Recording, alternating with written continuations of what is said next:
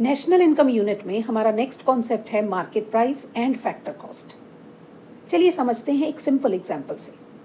Suppose किसी factory में shirts का प्रोडक्शन हो रहा है और शर्ट्स का प्रोडक्शन करने के लिए प्रोड्यूसर को फैक्टर्स ऑफ प्रोडक्शन चाहिए, that is land, labour, capital and enterprise.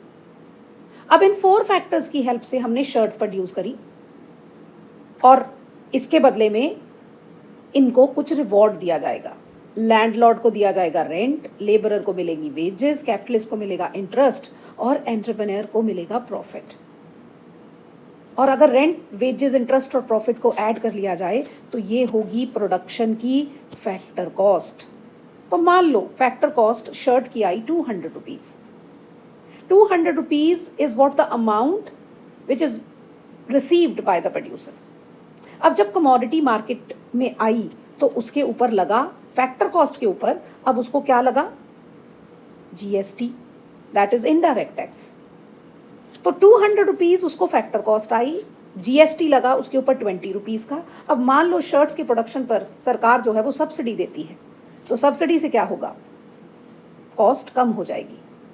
तो सरकार ने सब्सिडी दी 10 रुपीज की, तो 200 फैक्टर कॉस्ट, 20 रुपीज जीएसटी जिससे प्राइस बढ़ गया और 10 रुपीज सब्सिडी जिससे प्राइस कम हो गया।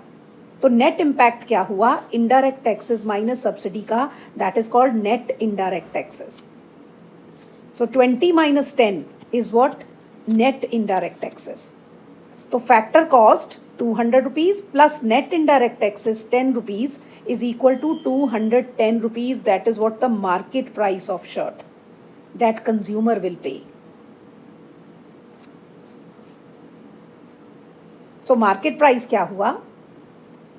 Market price refers to the price at which product is actually sold in the market, and factor cost refers to the amount paid to factors of production for their contribution in the production process. And this is factor cost is what the producer gets, and market price is the price which is paid by the consumer, and factor cost is what? It is what the amount producer receive, factors of production receive.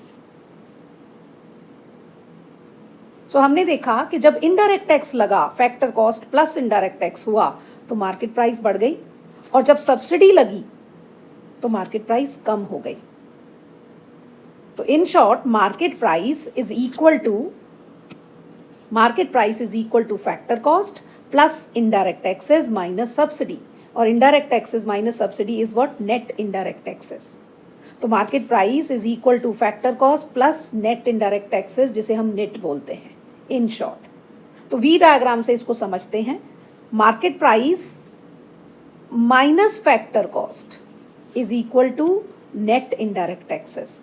तो ऐसे लिखते हैं इसको, market price minus factor cost is what?